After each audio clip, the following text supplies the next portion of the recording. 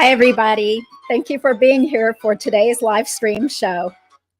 I'm Judy the YouTube Lawyer here today for sort of a last minute live stream topic that just came to mind. I was the special guest on Dr. Severine Bryan's financial channel just a couple of hours ago. So I wasn't really planning on doing a live stream show today. Kind of exhausted here, but I thought that this was a timely, newsworthy topic that has just been breaking news for anyone that used to watch the reality show 19 and Counting.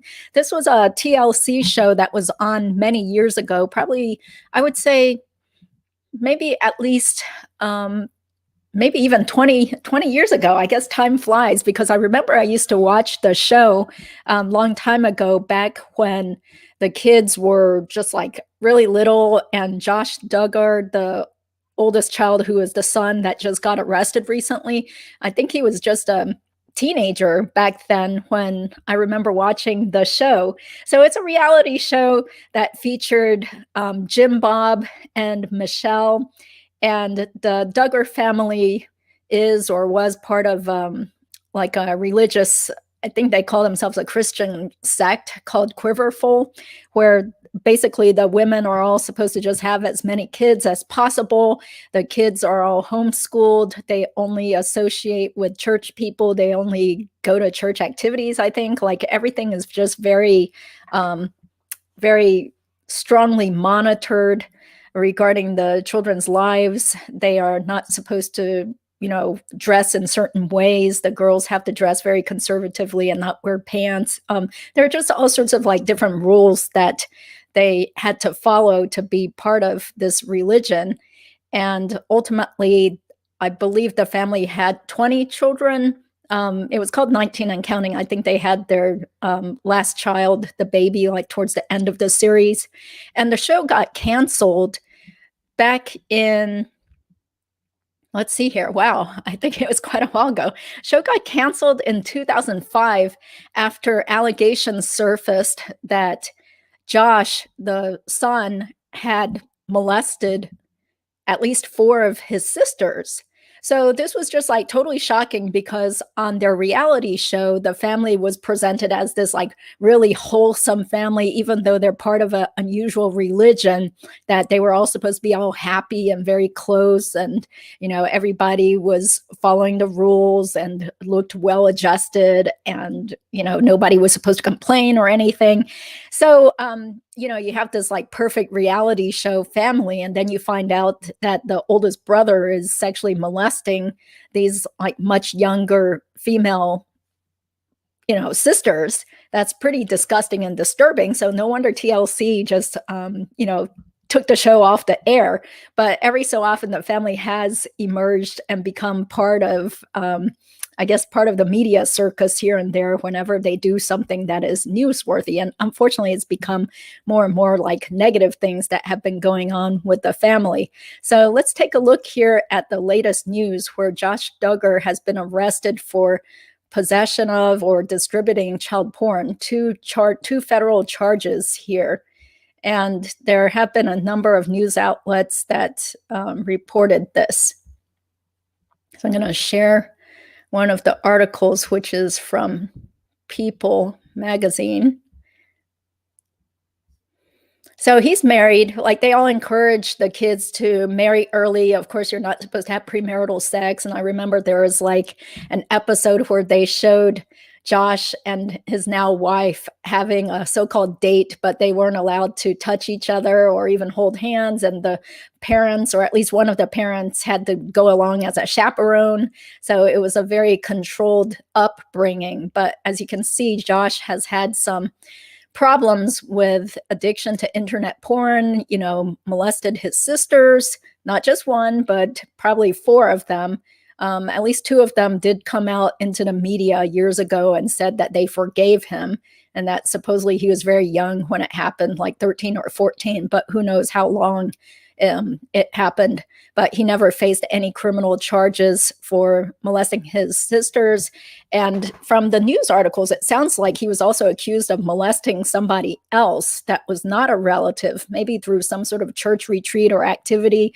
But I didn't see any further details on that. But it seems like with the victims not really wanting to be known, or maybe being squelched by the parents, that ultimately there were no real repercussions for Josh as a teenager other than getting some counseling through his church. So that's his wife, Anna, and he has at least 6 kids with her. There was one news article that said they had 7 kids, but then another news article said they had 6 children, and they all look like they're still fairly young. Since the goal of, or one of the tenets of the religion, is that they should just be fruitful and multiply like crazy. And from what I heard, he was working for his father's used car dealership in Arkansas.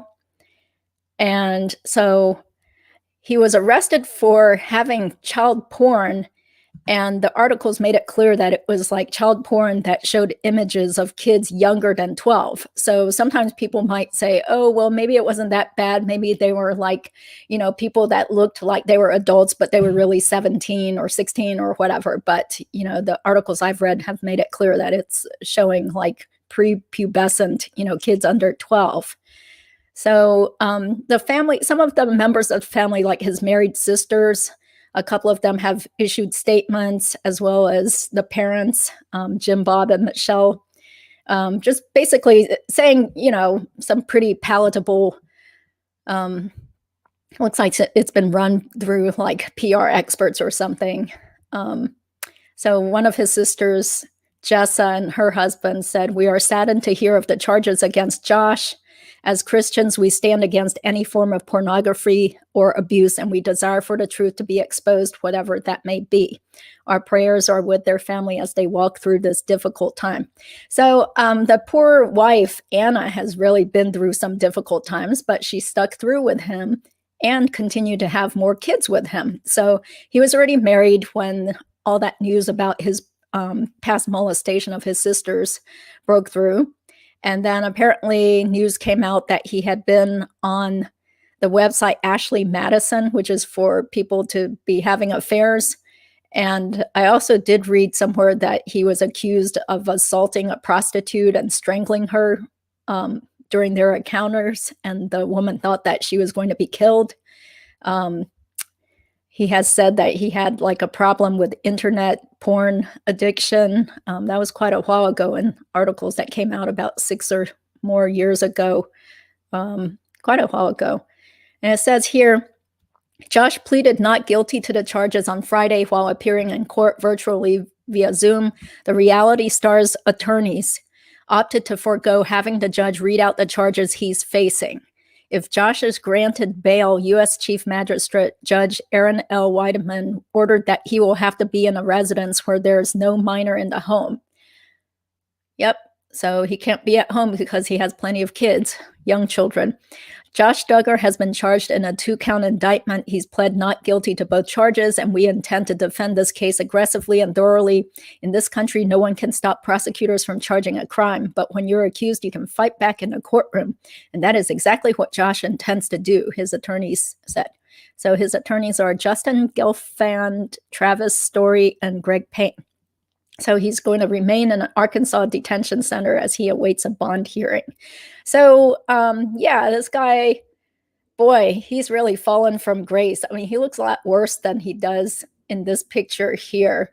So on the thumbnail, you can see the recent mugshot where he looks a lot older and he's lost even more of his hair and he looks quite pasty and everything. So, you do sort of feel sorry for his wife, although she stayed with him through all of the allegations and the bad news and stuff and had a bunch of kids with him. I guess she could also work at the family's car dealership if she wanted to, if the religion allows her to, because it seems like they do very strongly control what the women are allowed to do. They're, as far as I know, they're not allowed to work or, really associate with anybody else other than their own family members. Yeah. Hi, Alley Cat Castle. Thank you for being here. Yeah, I know this was kind of last minute here. Okay, so since it has been quite a while since I watched 19 and Counting, so I wasn't like totally like religiously devoted to the show or anything, but a long time ago when the show first came out, it was billed as some sort of like wholesome family, and look at them, they have a bazillion kids, but they're all happy and very close knit, and let's learn about their different religion. So but I think one of the last episodes I ever watched of the show, it was so boring that I had to turn it off because it was just of them getting together with another family from their same religious church, and they all had a bunch of kids together, and they're all just eating sandwiches. And then they had the kids talking about how they like eating sandwiches because they're hungry. I'm like, this is so boring. So I turned it off and never watched it again. So it's only once in a blue moon when they hit the tabloids that I might have like heard a little bit here and there. So apparently they do have this one, I think she might be the oldest sister who did finally break away from this religion, or what some people call the cult. And her name is Jill. So she got married to this guy named Derrick. And Derrick seemed like he was from an educated family. His mother was I think a college career counselor, or had some sort of like real job. So I guess she wasn't part of the Quiverful denomination or whatever, if she did have a job, or maybe she quit her job, who knows. But either way, so Jill married this guy named Derrick, and then Derrick and Jill eventually had a falling out with Jim Bob, because apparently Jim Bob was very controlling, not surprising, very controlling of all the money that the family made from being part of this reality show. So from what I've read, Jill never saw money from being on the show. None of the kids got the money or anything. All the money made from being on the show or anything affiliated with being on the TLC show went to the father to manage. So they had some sort of falling out, and then Jill and Derrick ended up moving away and hardly have any communications, or, definitely strained relations with the rest of the family, who are still, I guess, very devoted to that religion. Yeah, definitely, Alley Cat. It's, of course, I mean, what do we expect in reality shows? It's only showing you like whatever the producers of the show think that the audience is going to eat up. So, there's always some sort of like, I don't know, crazy news or sordid stuff happening behind the scenes in a lot of these reality shows. It's like all made for TV and ratings, right? So I thought it was kind of interesting and remarkable to find out that Jill, the sister that kind of broke free and is wearing pants now. Oh my God, she's wearing pants, and they send their oldest son to public school. So her husband, Derrick, decided to go to law school. So that kind of piqued my interest, because I had never really like read up on this guy, or, I stopped following the Duggar family news quite a while ago. And so I saw this, some news articles about how Derick Dillard, after they were missionaries in Central America, they realized it was a little too dangerous. So they decided to come back to Arkansas. And Derrick already had a college degree. So that's pretty good that he wasn't like all brainwashed or anything to just like work for the family business. Although it did sound like he also had a job working as an accountant or in accounting for Walmart, which I guess is a big employer in Arkansas. And so he decided to go to law school after being married and having at least one kid. They have 2 kids now. And he goes to University of Arkansas at Fayetteville. So apparently he's also pretty active on social media like Twitter or Instagram, and Jill is also, but I didn't have time today to start digging through their social media, nor do I want to go down that slippery slope. So this is one of the articles here. Yeah. I think because I used to watch that, what's that? Oh, now I'm forgetting the name of it. What's that one with the father who was half Korean and ate something, John and Kate plus 8.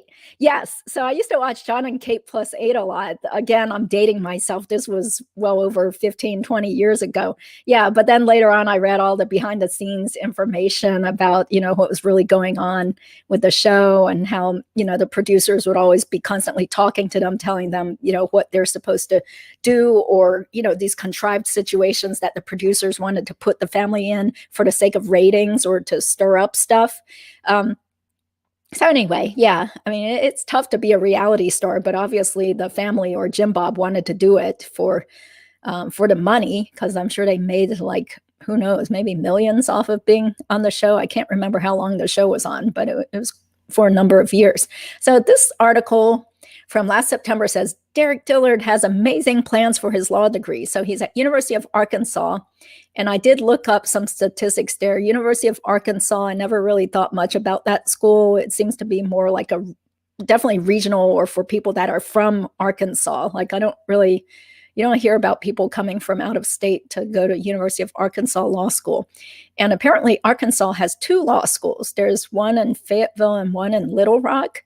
So I'm thinking, does the legal job market around there really have that many positions open to warrant having 2 law schools in that state? So maybe if anybody out there actually is a practicing lawyer in Arkansas or familiar with the job market there for lawyers, please drop me a line and let me know what it's like. So it says that spilling the tea all over social media. Derrick insists his wife does not get along with her father, and often they get left out of family functions. Now Derrick is currently in law school. He's supposed to be graduating soon, so in a couple of months or maybe later this year, we might find out where he actually gets a job. And his wife, Jill, may have inspired his drive to the legal industry. He's in his final year of law school. Back then when he started, they tweeted or made this announcement: "We look forward to seeing how God will continue to direct our family in this new chapter of life." So there's a cute picture of Jill and the son that is going to public school instead of being homeschooled. And it says that Derrick is offering lots of nuggets of information he doesn't share on Instagram, on Twitter. So it kind of sounds like his own publicist wrote this article and somehow got it on this website called tvshowsace.com. Yeah. And it said that in another article that he had interned for the state attorney general's office, and he hoped to either work as a prosecutor or a public defender to help other people. And it says here, he tweeted that his goal is to help people who are taken advantage of, among other things. So it kind of seems like he might be throwing shade against his father-in-law, who basically, bilked them out of any money from being on the show. And it says, would he ever sue Jim Bob or TLC? Reddit users certainly think he'd consider it. Well, I don't know. I mean, I have no idea what the laws are regarding entertainment law or reality show, but usually you need to have a contract to get paid. And if somebody else has a contract with TLC and you happen to voluntarily be willing to be in some of the episodes, I don't think in general that anybody could then later on after the fact say that, hey, you guys need to pay me money because you made money off of me. That's kind of seen as gratuitous. If you just like go out on your own whim and you want to be on somebody's reality show, you can't after the fact just, come out and say, wait a second, but I didn't realize you were going to be making, $50,000 off of that. So where's my cut? So I don't know. I mean, any entertainment law experts out there? Let's see. Josh Duggar will eventually end up dead in a prison cell, just like Jeffrey Dahmer did. Fellow prisoner. Yeah, that's what I've always heard. Fellow prisoners hate sex offenders and child molesters. Yeah. I mean, that's just me talking. And prison guards will not protect Josh from his well-deserved karma. Yeah, I mean, things have got to be pretty egregious if he's already been like arrested and he's being kept in the detention center, because I'm sure the feds have done a thorough job. They've probably been like following him around, or who knows if they set up some sort of sting operation or whatever. They know what the elements are that they have to prove in order to get a conviction. So this has probably been going on for quite a while. So he faces, from what I've read, he faces up to 20 years in prison plus, civil fines. And I've also read that usually for federal crimes, people wind up serving at least 80% of whatever their sentence is. So it's not going to be suddenly cut down to like half or less than half of whatever he might get sentenced to. We'll have to see. Yeah. Yeah, that's right. Yeah, Alley Cat Castle, she's in the media journalism industry, about TV and contracts and everything. Yeah, all the disclosures.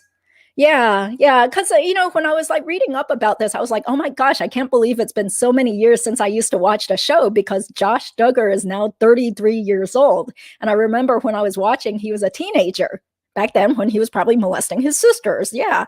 So it's been that many years. So I figured, there could be a significant chunk of younger people that have no idea who these people are and why they in the news, and why should I care about the Duggar family? So yeah. But getting back to the law school thing about how Derrick is going to law school. Yeah. So I doubt it that once he gets his law degree, he's going to go out and personally sue Jim Bob and TLC, although he can certainly try to hire an experienced attorney to do that, because most of the time in law school, you don't learn anything about the practical practice of law. Like, how do you even draft up a complaint against somebody? What are the elements of the causes of action? How do you sue somebody? How do you fill out the forms, the summons? Yeah, a lot of that stuff isn't taught in law school. So I doubt that as soon as he graduates this May or June that he's going to run out. Well, he won't get a license till after he passes the bar exam, but I think it's extremely doubtful that he personally is going to be able to carry on a pro se lawsuit against a big corporation like TLC, as well as his father-in-law, who probably has a ton more money than he does. So let's look at these law school rankings while we're talking about University of Arkansas Law School. I had to scroll all the way down. University of Arkansas Fayetteville campus is 102 out of 200 law schools now on the most up-to-date ILRG.com rankings. And it says here the GPA median for their students is 3.46. That's decent. The high GPA, 3.74. Low LSAT is 151. LSAT median is 154, which is just average. LSAT high is 157. They accept 55.8% of the applicants. That's not surprising, because I'm just assuming most of the people that apply to that school are in-state people. And I did read another article saying that Derrick is able to pay in-state tuition, and his mother also helped him get scholarships to college, maybe as well as law school, since his mother was a former counselor or career counselor. So it sounds like at least they're doing law school as cheaply as possible. They're just going to pay out of pocket. And this is terrible. It says that only 48.3% of their graduates are employed at the time of graduation. That's really terrible. Less than half of the people there. I saw on the school's website that they do have about 410 students total. So, I mean, can you imagine, out of the graduating class, less than half of them even have jobs when they're graduating? And then, it claims that 80% of them, 80.2% are employed at 10 months. But again, could that be document review or some really low paying job working with a solo practitioner? And 80% of them pass the bar. 77.5% of them pass their state bar, the Arkansas State Bar. And they have slightly more male faculty than female. Yeah. So anyway, so it's just like a average to slightly maybe below average law school that seems to be a good financial option for him, since he is an in-state resident and that's where the families are from. So anyway, just thought it would be interesting to touch on the fact that one member of the extended Duggar family is going to most likely become a lawyer, or at least he's going to graduate from law school soon. So we'll just kind of watch with bated breath and check the internet and see if he passed a bar exam later and what kind of job he has. But that's pretty cool that he's thinking about being a public defender or a prosecutor, go into a life of public service, or maybe even with his connections, having interned with the Attorney General's office, maybe he could get a job with them too. That's pretty prestigious, although, none of those jobs are really high paying, but, they do come with benefits. And then the more experience you get, hopefully then you will have a decent salary. And I guess it sure beats working for his father-in-law since they've had a falling out. Yeah. So anyway, those are pretty much all my remarks about the Duggar family to anyone who's still knows about them or cares to hear what the latest gossip is about them. And I do appreciate you guys tuning in to today's last minute live stream. And I'm going to skip next weekend because it's Mother's Day weekend. So I figured not many people will be wanting to watch shows on YouTube next Sunday. But hope you guys have a great week. And I hope to have another video out later on this week. Thanks for watching.